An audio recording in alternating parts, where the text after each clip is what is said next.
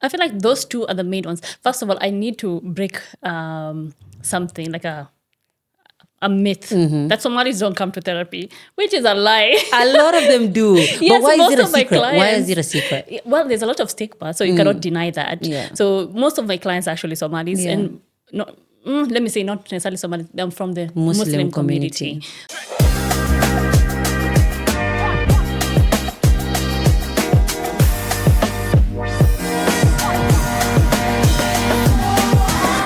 Assalamu alaikum and welcome back to another episode of the Cultured Voices podcast. I'm your host, Dr. Fatima Muhammad. And before we start, I just wanted to thank you for being here. And now that you're here, I hope you've subscribed, right? Because that means a lot to me.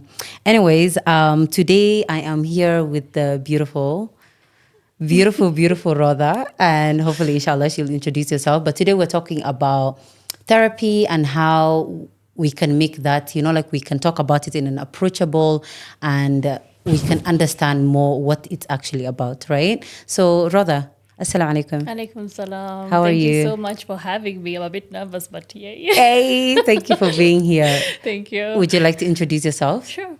First of all, thank you so much for having me. My name is Rotha Omar. I'm a board certified and licensed psychologist in Kenya. Mm-hmm. I wear many hats. Yes. Okay, so I am a mother. I am a wife. Hey. I am a friend, a sister, and many other things. Hey.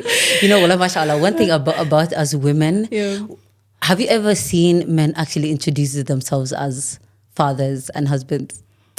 I feel like yes and no, depending on the setting. Oh, okay. Yeah. But most, like in a more professional setting, you rarely see them introduce yourself as that. But I think as women, we carry so many hats. True. Everywhere Very we go. True. Yes. We are diverse and, Yeah. and we have many roles. I love that. You know? Because I think because this is what I actually was talking about with a friend of mine the other day. And we were talking about how as women, we are everything we are everywhere we go. Yes. But as men, like if they are in a professional setting, then they are that.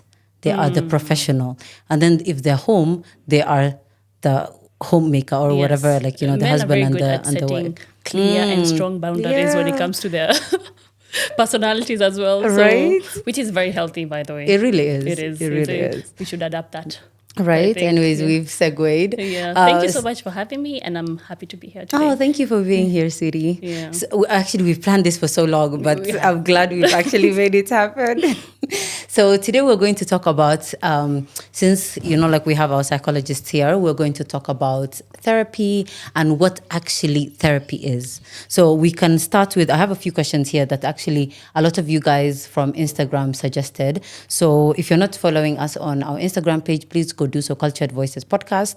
So some of you guys submitted some questions, and one of them is, what are the biggest myths about therapy that you encounter in the Somali and Muslim communities?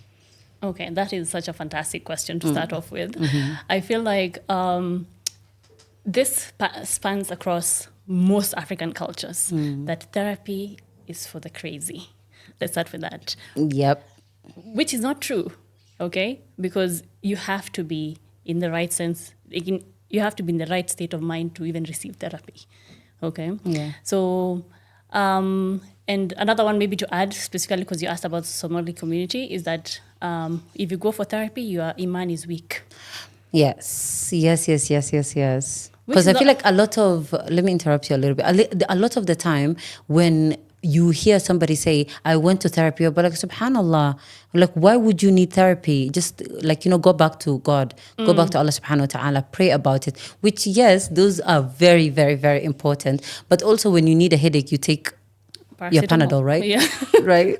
Yes. Yeah. But when you look at therapy, it's the way I approach it. There are different models to therapy. But the way I approach it, there's one particular addiction model called the Minnesota model, which I tend to use it across Okay, so it's called the Minnesota model. It touches on biopsychosocial spiritual. Okay. So when you look at even the aspect of Islam, it comes into the spiritual aspect. If you're not spiritually okay, then it will affect you as a person. Yes. Okay, so as a Muslim, I will look at it as my spirituality is my religion.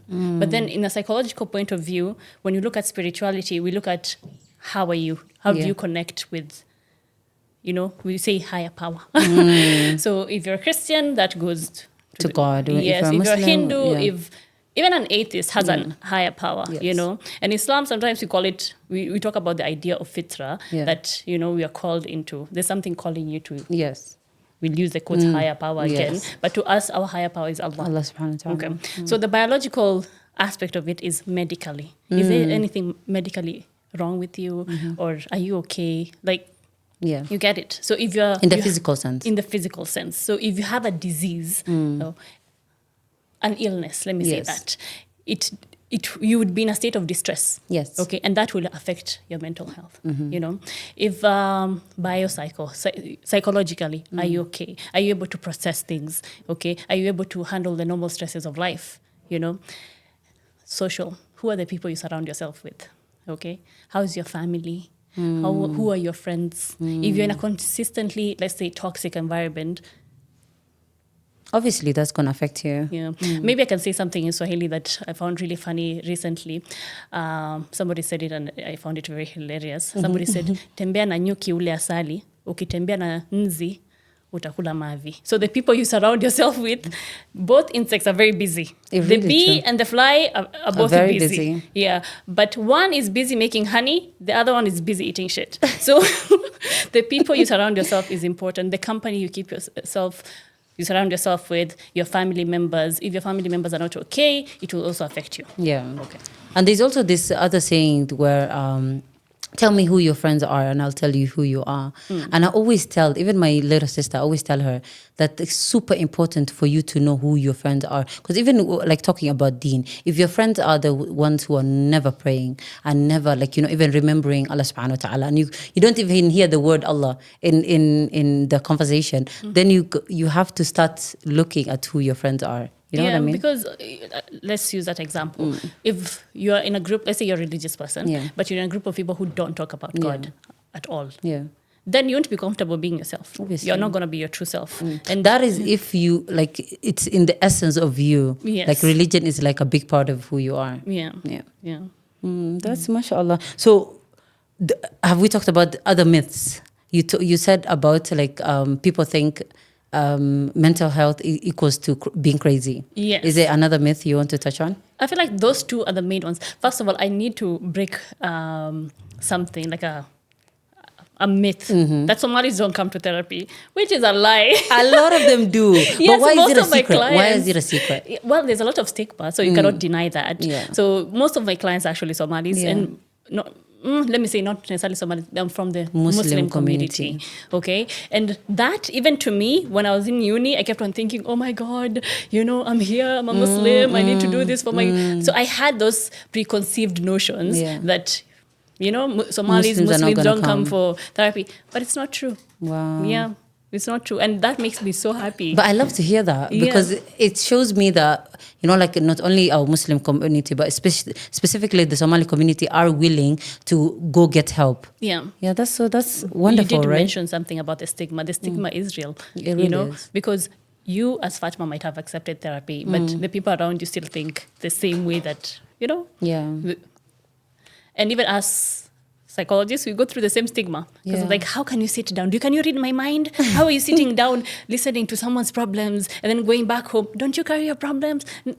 I'm like, but I'm professionally trained. Yeah, but for there's this. a way. I know how to deal with it. Yeah. So now that we're talking about therapy, I know a lot of people are nervous about therapy, especially starting therapy. Yeah. So in your own words, what is therapy really about? What does it entail? Okay. That's such a fantastic question. So I think before we start defining or explaining what therapy is, it's important to understand what mental health is. Okay. So mental health is emotional, psychological, and social well-being. Okay? Yes. And you as Fatima today, how can you assess yourself? If I asked you, are you mentally healthy? I would say so. Alhamdulillah. Alhamdulillah, yeah. But how do you Assess that you're mentally healthy? Okay, should I answer that? You can try. Why not? So for me, what I would say is, I think socially speaking, Okay. I Alhamdulillah, I'm from a family that is very supportive. Even with everything that I'm doing, Alhamdulillah, I have a backbone when it comes to my family. Plus, I am the kind of person who has a growth mentality. So I have a growth mindset where everything I see it in a way where I grow from it.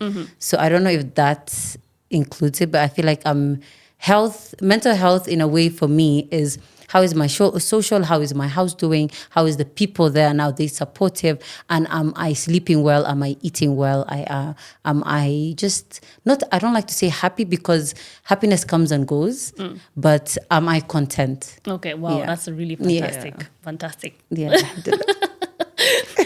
I would say, first of all, you assess it based on 4 things. Okay.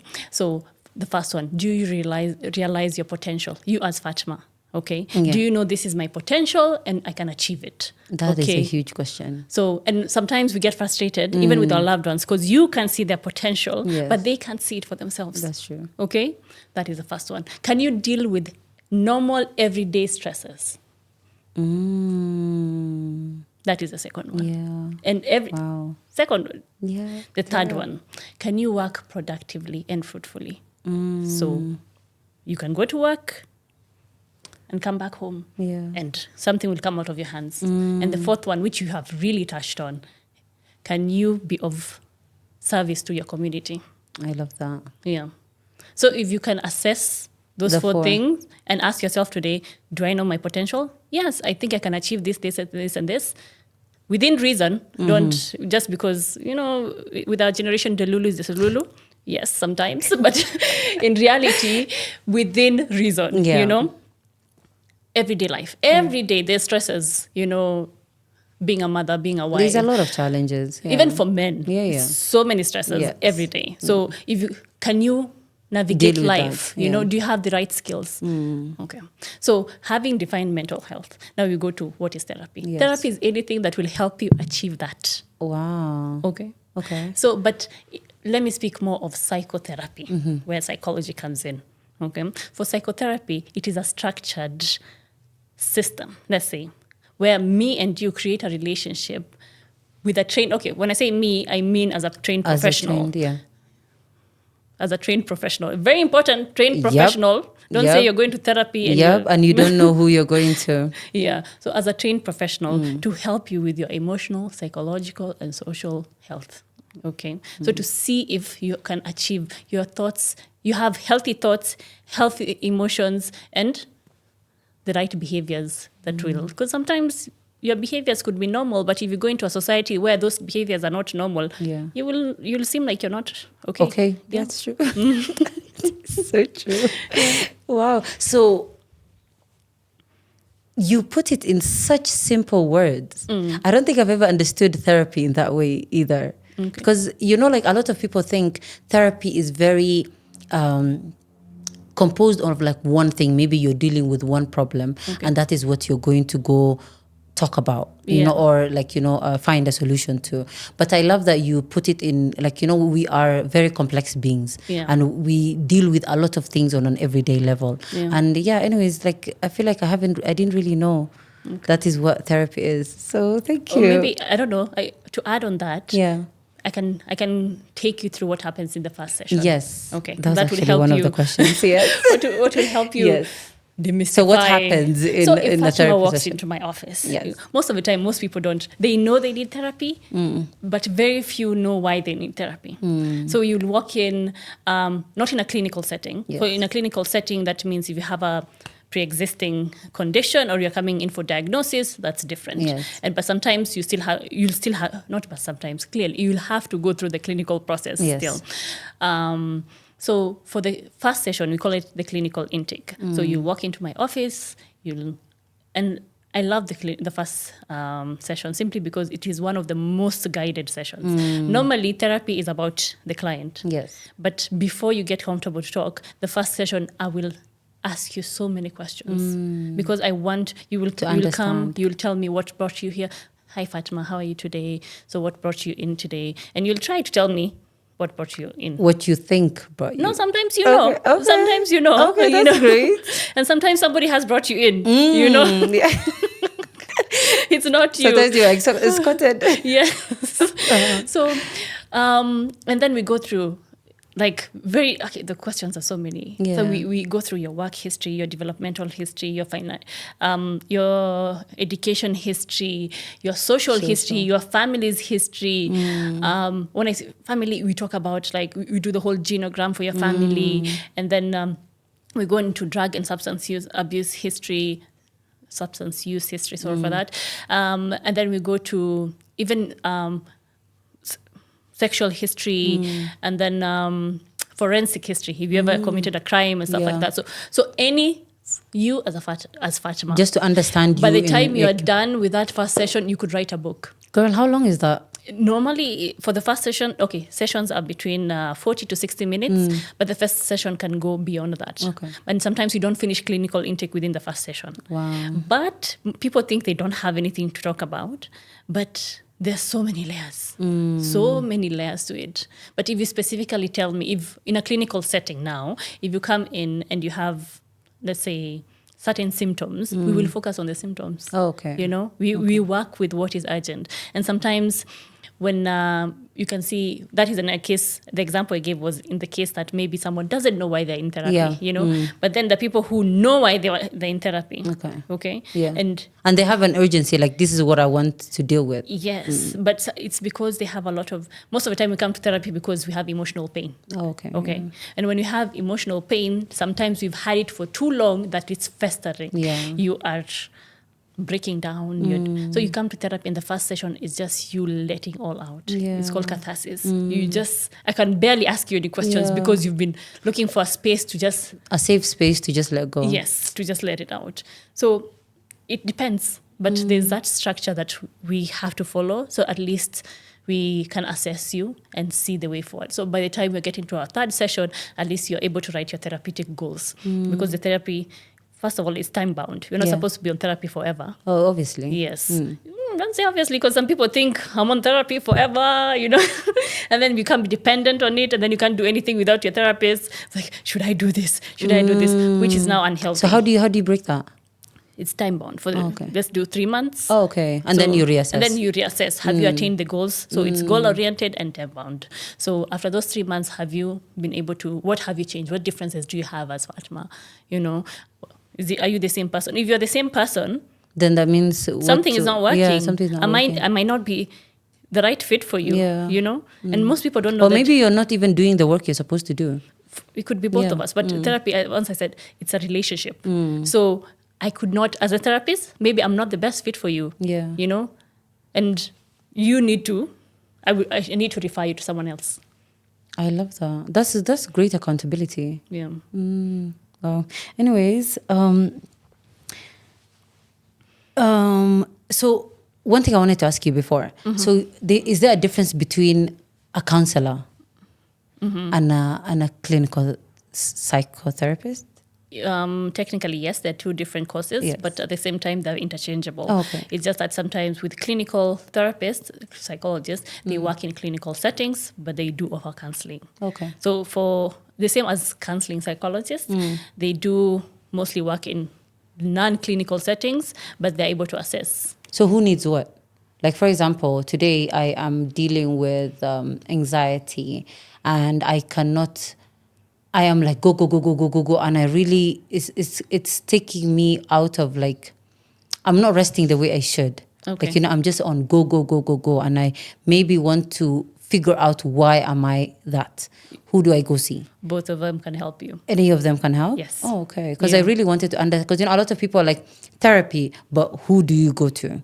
Okay. Do you go to a counselor? I think you're trying to, the thing that is most people confuse is between a psychologist and a psychiatrist. Does that help? No. You're a medical doctor, so you know that. I know psychiatrists. Yeah. Because with the psychiatry, there's like, it's medical. Yes. So that's the one person who can actually prescribe a medication. For those who don't know. One who's closest to the psychiatrist, psychiatrist is the clinical psychologist. Okay. The other one can deal, like, the counselor can deal with normal, everyday, like family issues, things that maybe you want to talk about, and if I'm not getting wrong. But even the clinical psychologist can do that. But everyone has, because psychology is very broad. Okay, there's actually so many types of psychologists. People just know the counseling psychology and clinical. Then there are health psychologists. They can help you. Like health and lifestyle. Yes. Yeah. Then there's chemical dependency with addiction. Even then there's marriage and family therapy. And then there's organizational psychologists. They work in HR and whatnot. So anywhere there's a human being, psychology comes in. Actually, there's also animal psychology as well, but interesting. Yeah. So another thing is, how do you actually know if someone actually needs therapy versus lifestyle changes or support from the family? I'll start with saying that everybody needs therapy. And I feel like that's such a broad statement to make, but in reality, there are certain situations that determine whether you need therapy or not. Generally, we all need therapy because we go through different life stages that might... We all have challenges. Yes, and we need certain skills and that maybe we're not given. Maybe you can acquire them, But some determinants are things like, do you have a great support system?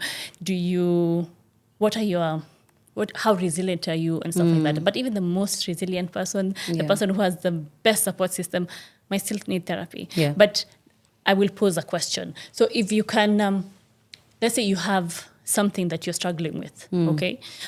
If you cannot deal with it with the support system and the capabilities within yourself, then you need therapy. Okay. So you've sat down with your family, with your friends, you've tried everything, and you cannot figure it out, and you're still in that loop or cycle, look for a professional to help you. Well, that's a very easy way to put it. Yeah. Because I think a lot of the time, I think what I actually believed before, which I really like the way you explained it, is I was always like, not everybody needs therapy. And the reason why I said that is because there are some things that you can actually figure out on your own, and you can actually figure out by the help of your community. Yeah. And by community, I say like either your siblings or your friends or your spouse or whoever it is that who are safe for you to talk to and who will understand what you're going through. But if it doesn't work with them, and whatever you're dealing with cannot be solved within yourself or with your community, then most definitely go to a therapist. Also, sometimes some things are too personal to discuss with people around you, and you would need someone unbiased to have that discussion with. And sometimes they don't even understand. It's clocking. So another thing is, I think we touched on it a little bit, but maybe we can expound. How can faith and culture be respected within therapy? And I say this because a lot of Muslims have it very difficult, I would say, to go to a non-Muslim therapist. And that's because a lot of the time, even the other day, I was in a circle of girls, and we're talking about how, and they were all Muslims, and we're talking about how one of their friends actually went to a non-Muslim therapist, and obviously this girl was having a lot of family issues and family problems, so she was telling the therapist about it. And the therapist's solution was, if family is giving you all of this, just cut them off. And when it comes to our, us as Muslims, we are told not to cut ties, especially family ties. So maybe, I feel like a lot of Muslims and, having non-Muslim therapists can clash a little bit, especially when it comes to spirituality and faith. Okay. So this is, once again, a very general and blankety statement. But a good therapist should be a multicultural therapist. Okay. Yes. So, and it's something that someone has to take upon themselves to try and learn. Okay. Let me give myself as an example. I'm a Kenyan, I'm a Somali, I'm a Muslim. Yeah? So all these things are part of my identity. And you're a woman. Girl, yes. And all those things are part of my identity. Yes. So can I relate to the average Kenyan? Okay. Yes. Do I know about the different cultural practices within Kenya? Okay. If my Aluya client comes in and they tell me about the burial practices, would I think that is abnormal? No. I need to learn about the different cultures within But in that aspect, I completely understand, in the sense that, first of all, the culture we come from plays a huge role in who we are. There's something you started off by saying about Islam and people not wanting to go to therapy. Maybe to give this as an example, the Prophet, peace be upon him, when there was this part, there's a time where, first of all, let me put a disclaimer and say, I'm maybe not the best person to be giving religious advice, but still. Yes. But there was that time where he had a gap in revelation, okay? And then Ad-Duha was sent down. Yes, You cannot say per se that he went through what we term now depression. Yes. But he went through immense sadness, Yes. So for someone to assume that there is, like therapy is not for Muslims, yes, they need to be a bit in touch with their own religion. Yes. Okay, learn about our religion. Yes. Even the way the Prophet, peace be upon him, used to console. Sallallahu Alaihi Wasallam. Used to console like the Sahaba. Yes. Yes. We were told things like, okay, as if I was there, but then like don't be sad and stuff. Yes. Like when he lost his kids, I remember this hadith where we were told when he's lost his kids, he said, my eyes are full of tears and my heart is full of sadness. But all I can say is Alhamdulillah. Somebody needs to confirm that. Yes, but what is that? Therapeutically, what is that? He was acknowledging his own emotions, okay? Then validating them, then accepting the situation. And gratitude as well. So I understand why you need someone who can relate to you on a religious point of view. And it's important. I cannot say don't go to non-Somalis, but they should be trained. Yes. They should have the training to also deal with you. But if they do not, I'm sure they're also open to learning. Okay. I'll give one of my mentors is okay, I'm not gonna be tribal. Is that non-Muslim? Yeah, she is a non-Muslim, and she was telling me how these things might seem as very Muslim oriented things, but in general, most African cultures. So she's abroad, okay? And most of her clients are actually Somalis. That was very interesting to me as well. But she was telling me how, when the aspect of other non-Africans, for me and you, we're discussing Somali Muslim. Yes. But then when you're abroad, you relate to other Africans. Yes. Don't want to go to non-African therapists because they would not understand the idea of sending money back home. Being part of the community. Yes. Okay. Yes. So there's such and even family dynamics and culture dynamics that at least Africans have in common that maybe Westerners don't. Yes. And our community is very... Is the word communal? Yes. Community oriented. Yes. Okay. I don't know if that's the right word. English is not English. Yeah, it's okay. But then you need to approach it based on who you're talking to and understanding the culture. So it would be sad that if I went to a therapist and they did not know and were not willing to learn. Even a little bit, like even basics of what our religion states and who we are, at least generally. Yes. So at least they should be able to learn. Like they should try, because I feel like most people are open-minded and like, oh, I don't know that. Please tell me about that. Especially in Kenya, I think a lot of Kenyans do understand like what our religion says. But what I got from what you said is just at least go to a therapist who understands and acknowledges our deen and has a little bit of like understanding of what our religious values. And it's also one of it's one of the disclaimers. By the way, I should have mentioned that when in the first session, I will also take you through your rights, and then your rights as my client, And one of them is, if you want and you feel like I'm not the right person for you, ask me to refer you. Within the first 2-3 sessions, you should know if our values don't align, Because even within the Muslim community, sometimes our values don't align. That's true. So it is within your right to, like, by the way, I don't think this is working out. Do you mind referring me to someone else? I love that. Yeah. Before you touched on a little bit about depression. So a lot of people, I think, even me, by the way, even there's a time I was like, girl, I was deep in depression at a point in my life. But alhamdulillah right now. But a lot of people don't really understand what the difference is, the difference between being stressed and being depressed. Can you touch on that a little bit? Okay. Just touch on it. I feel like, okay. Because I know it's like, it can be very...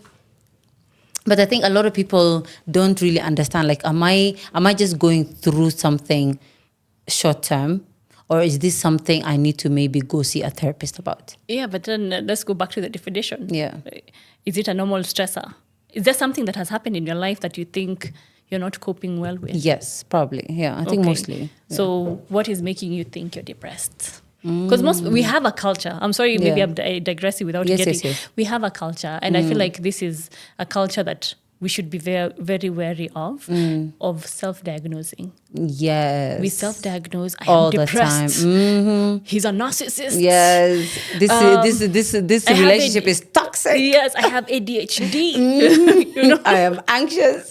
Okay, you can say I'm anxious. You can tell whether you're anxious. No, but then, like defining who you are, I think a lot of people now it's not an action like anxious time, but I'm just an anxious person. Exactly. Yeah, okay, that's the proper word. Yeah.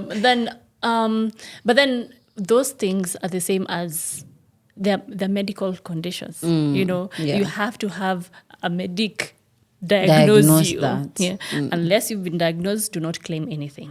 And even within our profession, people avoid diagnosing someone very fast, because as human beings we have a tendency of trying to, like, when you label somebody something, they want to associate themselves with that. You know, I have ADHD, so you become there's something called the labeling theory. If you tell somebody they're something, they become that. And they will subconsciously prove that they're that thing. So before you assume you're depressed, okay, go and see someone. Yeah. Okay. I think we'll go back to what you said before of how do you know you need a therapist. Is see if you actually something that you can handle on your own, and you can fix it by changing your lifestyle, changing your habits, or like even improving your sleep. Or if I was gonna go there, because I was like, even when doing assessment, there are 4 things we look at. Like there's something called vegetative state. Yeah. So how is your sleep? Have you been sleeping well within the last 2 weeks? And even when we're assessing, by the way, you don't say in the last 1 year. No, it's mostly very recent. The last 2 weeks, how have you been? You know, has something changed? So are the symptoms active? You know, so have you been sleeping well? How is your appetite?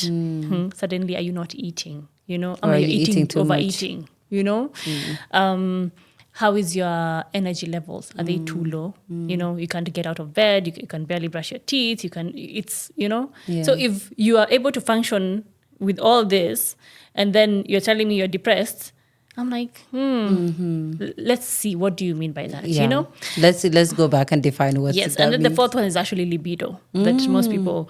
Sometimes it's awkward asking, especially people in the Muslim community, like, how's your libido? Yeah. You know? But it's very important because it's a big part of, like, our health as well. But most of the time, libido doesn't mean your sexual activity. Yes, it just means the feeling, the urge. You know, is it too high? Is it non-existent? You know, is it normal? Yeah. So those are the 4 things. Like markers that you can check within yourself. So if you balance those 4 things, whether by exercising, by eating well, by nutrition as well. Nutrition is very important. Really is. Eating right is very important. Really is. So yeah, I love that. So I think we've touched on what are everyday habits someone can practice to improve their mental health. Okay. Have we touched on it? A bit, yeah. Okay. We've mentioned the nutrition, so eating healthy, exercising, sleeping well. So you start with the physical. Yes. Okay? Yes. You start with your physical health. Am I physically healthy? Okay. Then after that, now you go to? Mental and emotional. Okay. Am I overthinking all the time? What can I do about that? Maybe I can start journaling. You know, I can brain dump. So you take a book, My everyday journal. I have one of those. My everything journal. So you don't, it's not like, as girls, we tend to have journal for this or something. You want something for everything. But then you can just have one book for everything. Just so brain dump. You brain dump there. It will clear your brain to be able to sort things out, That is one. Two, as Muslims, dhikr. And that comes with taking time for yourself. Yes. When you do dhikr, it's not it's not necessarily a communal activity. Yes. It's just you just remembering, thinking of God. That helps your spirituality and also helps calm your mind. It's our form of meditation. It is. So taking time for yourself. I love that. Maybe to add something else. Yes. Spending time with your loved ones. Yeah. Spending time with your loved ones. So you say daily habits. Yes. There's this particular doctor that I love, and she always asks me when I go see her, because for her, it's when you go for consultation, it's like a whole therapy session. I love it. And then she's like, what have you done with what are your daily doses? Are they okay? And I'm like, what do you mean my daily doses? And she's like, the four hormones that you're supposed to balance, like for you to be happy. So your dopamine, oxytocin, serotonin, and endorphin. So when you write it down, it's those. Yeah. So have you exercised? Have you eaten something? Have you done something that makes you happy? And have you spent time with a loved one? So if you do that every day, you're good to go. I love that. Yeah. There's this thing that is similar that I used to do at one point, which is like it used to, for me, it was like read a few pages because I love reading. It would be spend at least 20 minutes without the phone, without anything, and I would spend it with my daughter. And it would be, have you walked? Because a 25 minutes, 30 minutes walk. So I think that's an amazing way to think of it, because our daily habit, it's what makes us, first of all, it will help you with balancing what you do on a daily basis. It will also keep you grounded, not to think about the future so much, just today. Yeah, that's true. Yeah. I think we've touched on a lot of these things, but we can talk about how somebody can deal with when they bury their emotion. A lot of, especially in our community, a lot of the time, even in our family setting, a lot of the big issues we don't like to talk about. Okay. And we try to mask them down, even the normal feelings. I think, especially in our community, I feel like we don't have that space for us to just just talk about our feelings. And for example, your mom, let's say, said something to you that you didn't appreciate. We don't have that space to be like, Mom, I didn't really like the way you talked to me the other day, and just deal with it. Instead of like, how are you saying that to your mother? Or something like that. I think you understood what I mean. Maybe I completely, this fantastic question. I want to give it back to you. Yes. Why do you think that is?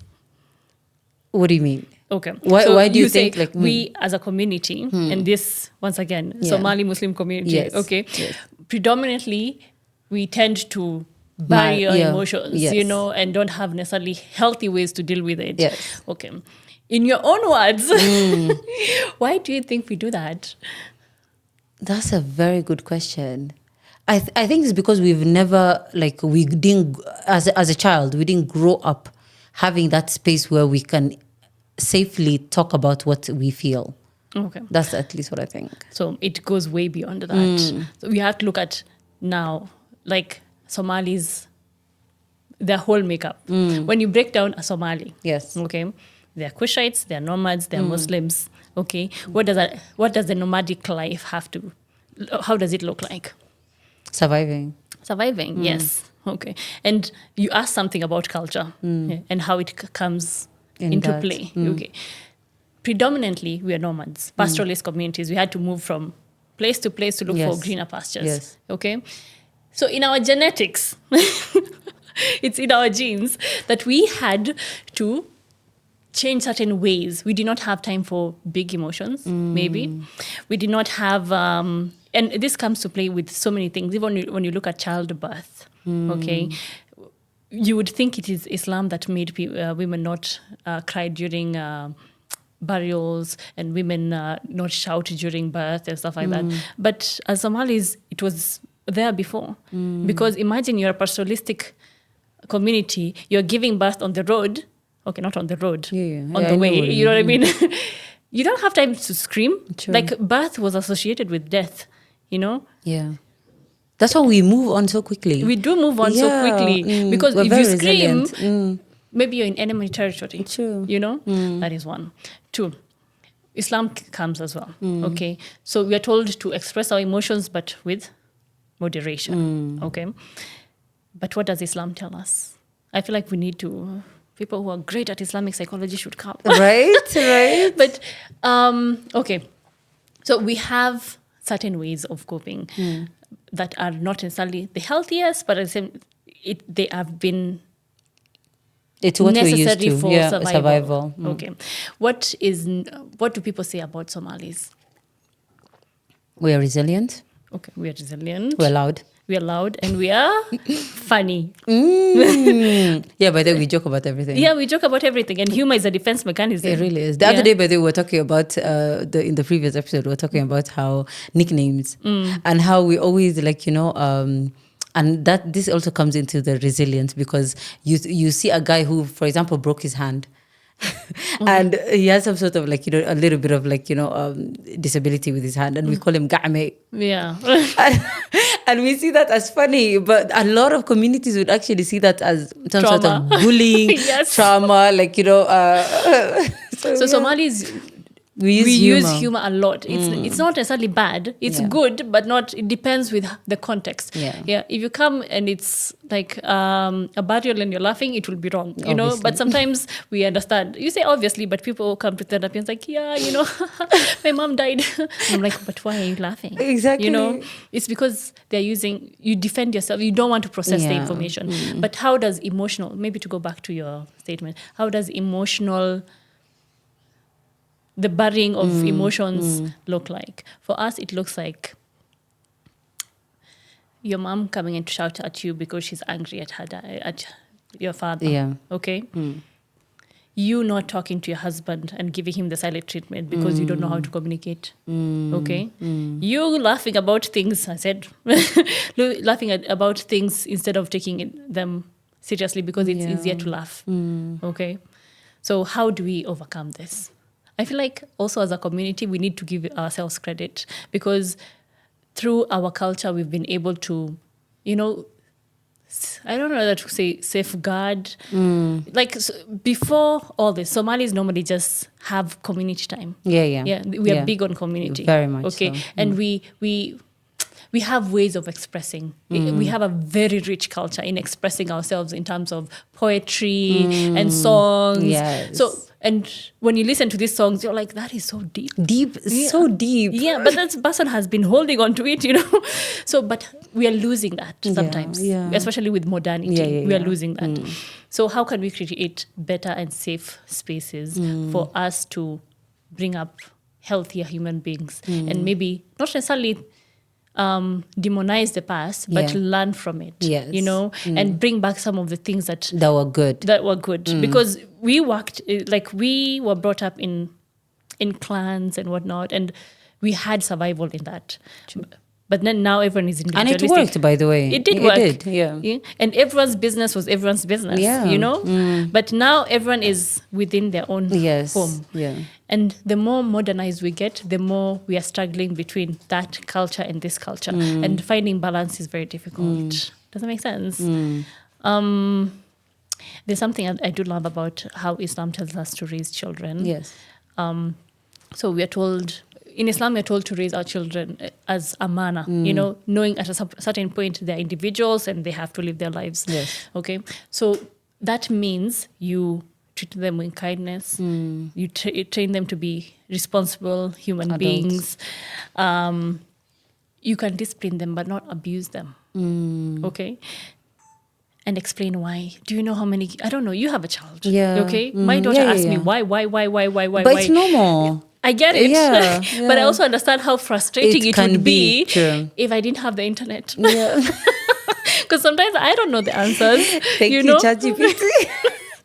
I don't know the answers. Why do you have to do this? I'm like, okay. So you consistently and they ask very difficult questions. They do ask very difficult questions, which sometimes can also be triggering for somebody who's already overwhelmed. Yeah. Yeah. Yeah. So I think there's just a way to find balance. And my way may not be similar to yours. To your way, but that's true. But creating time as a family. To just even understand each other. I feel like listening is the best way to understand somebody. You know, like you just ask the right questions. You're like, okay, what do you feel? Tell me why that actually triggered you. And when you actually understand those things, then you'll know what to do about it, I think. And accepting that sometimes we're different and there's nothing you can do about it. Yeah.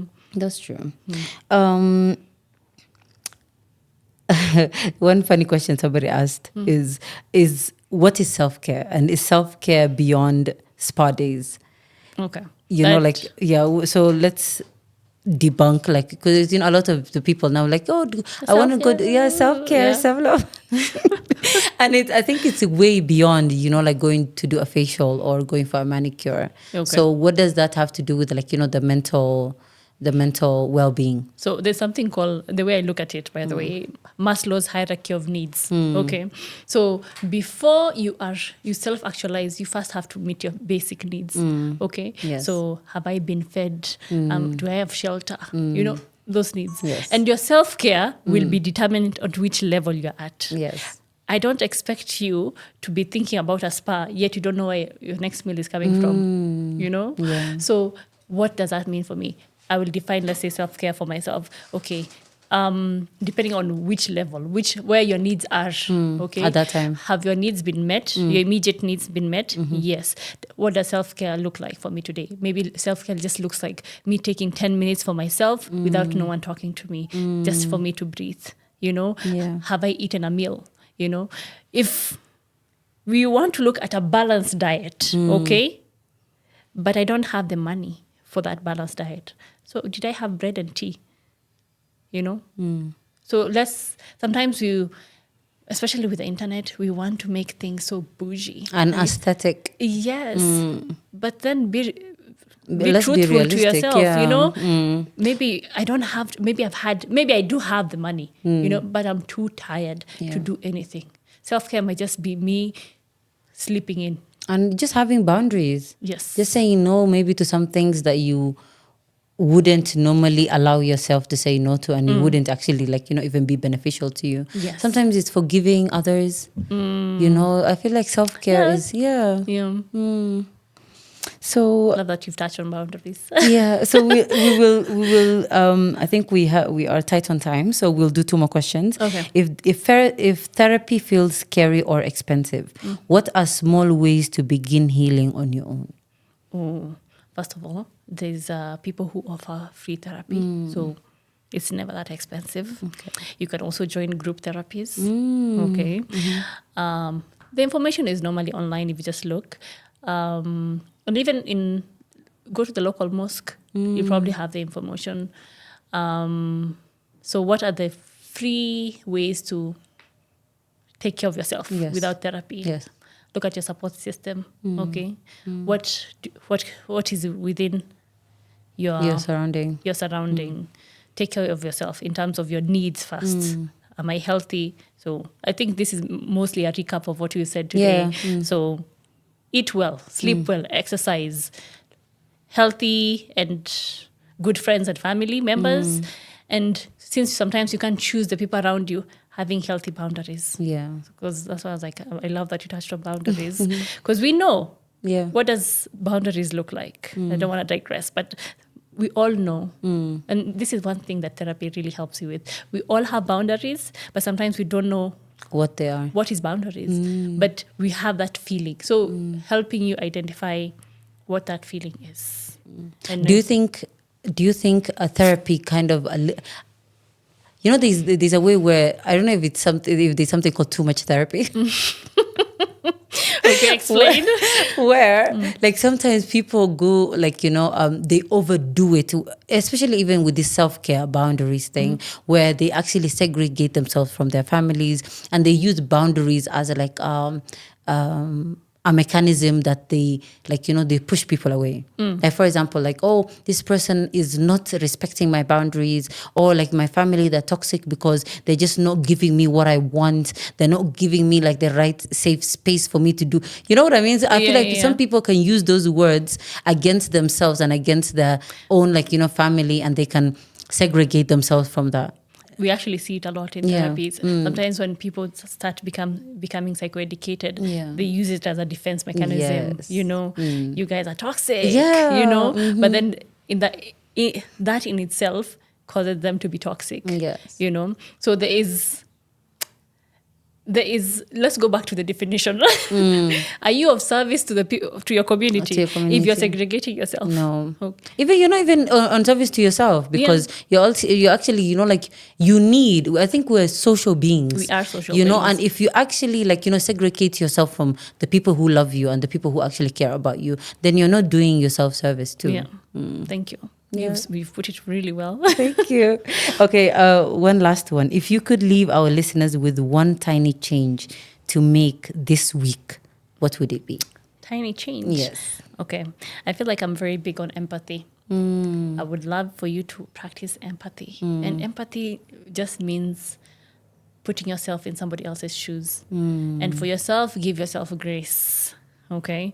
In that it's very difficult to show empathy, especially to the people around us. Let me give an example. If we see this in therapy sometimes, like in couples, you can see one of them is crying and the other one is just immune, like this. Yeah, like finish what you have to say. Yes, but then if somebody else in public was crying, you would feel like they need to console them. Yes. So sometimes it starts with the people. It starts with you, and then looking at yourself, how you interact with the people around you. So the example you gave about sometimes your mother is probably shouting and whatnot, she's probably dealing with her own things. Yeah. So just giving her grace and understanding, oh, it's not about me. Maybe she's going through something. We can tackle this later. It doesn't have to be a war. It doesn't have to be... It's okay. It's okay. If she shouts, it's not the end of the world. Yeah. It's okay. And maybe that's not the time to talk to that person, and you can just give them grace and be a listening ear. And maybe later on, once everything calms down, or even a day later or a week later, then have the conversation when there's major emotions are not involved. Yeah. But also don't let people violate your boundaries, girls. I love that. Within reason. Don't let people abuse you or stuff like that just because you're trying to give them grace. But empathy is big. Ask yourself, have I shown grace to people this week? Yeah, and grace to yourself too. True. I think a lot of us are really hard on ourselves. Very true. Very, very hard, and we're very nice to everyone else. True. But then when we make mistakes or we do something that maybe even doesn't align with our own values, we really take it very, very hard. And I think a lot of the time we forget to actually look at ourselves like, we're human. If this was my friend and my friend did this, what would I say to her? True. Yeah. That is well put. Yeah. Thank you so much. Thank you so much for being here, Rotha. I feel like we would talk forever. Right? We actually would. Maybe we could do this again. I don't know why I was so nervous at the beginning. So right? Girl, time goes by so fast. It does. Thank you so much. I think we really break it.